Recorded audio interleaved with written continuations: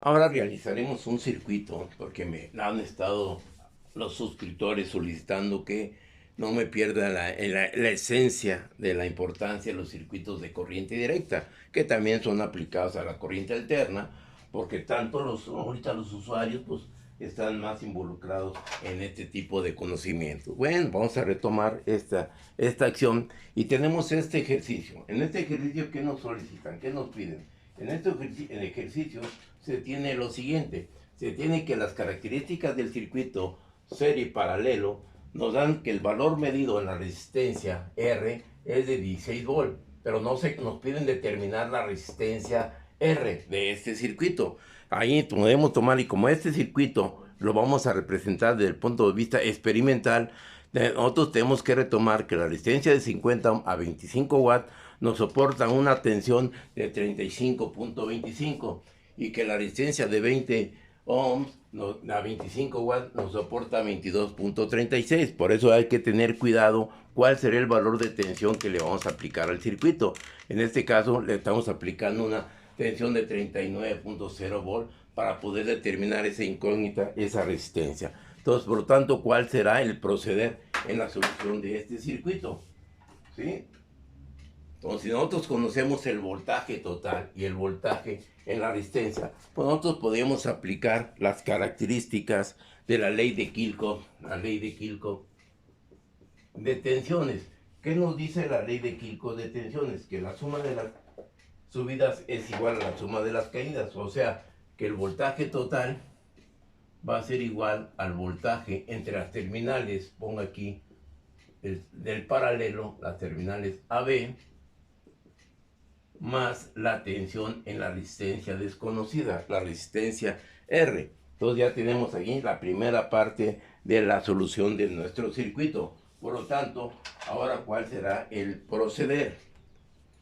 Al tener esta tensión, pues ¿qué es lo que sucede? Que el voltaje total que nos dan, por lo tanto el voltaje AB va a ser igual al voltaje total menos el voltaje en resistencia. Entonces la tensión AB va a ser igual a una tensión total de 39.0 menos 16 volt que nos dan el valor medido. Por lo tanto, la tensión entre el paralelo AB va a ser igual a ¿cuánto?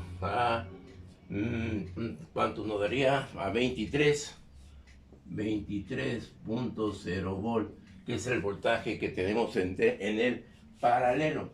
¿Sí? Conociendo ese voltaje en el paralelo, ya conociendo la tensión que hay en este punto, entre este punto que nos da 23.0 volt, ¿sí? Entre la tensión que yo tengo aquí, ¿sí? ¿Qué es lo que va a suceder ahora? Nosotros podemos determinar la corriente que tendríamos en el circuito, la corriente I.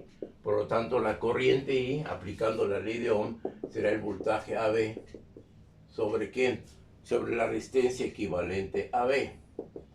Por lo tanto, la resistencia equivalente a B va a ser igual al producto de 50 por 20 sobre 50 más 20, que esto es igual a 5 por 2, 10, a 1000 sobre 70. Por lo tanto, la resistencia AB, perdón, la corriente total del circuito, ¿a qué será igual? Vamos a la calculadora y nos va a dar un valor de esa corriente perdón, esa resistencia. Perdón, aquí estamos determinando la corriente, pero tenemos que determinar la incógnita de la resistencia B. Por lo tanto, la resistencia B en paralelo de este circuito nos va a dar un valor de 14.285 ohm, que es la resistencia equivalente. Por lo tanto, la corriente va a ser igual a ese voltaje AB que nos dio 23.0 sobre 14.285. Tendría una corriente de total del circuito de 1.61 amperes. Ya tengo la corriente total del circuito. Conociendo esas características de esa corriente total del circuito, no nos queda más que para poder determinar la resistencia R. ¿Cuál será el valor de esa resistencia R? Lo ponemos por la parte de acá arriba. El valor de R es aplicar la ley de Ohm, que es el voltaje sobre la corriente.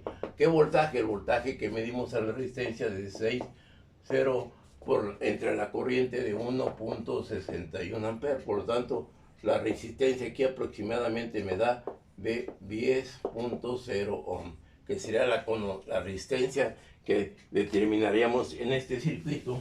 Y si esa resistencia R va a dar tiene que tener un valor de 10 ohm. Cuando nosotros le aplicamos una tensión de 16 volt que medimos experimentalmente. Por lo tanto, la resistencia del circuito R para combinarlo debe ser de 10 ohm.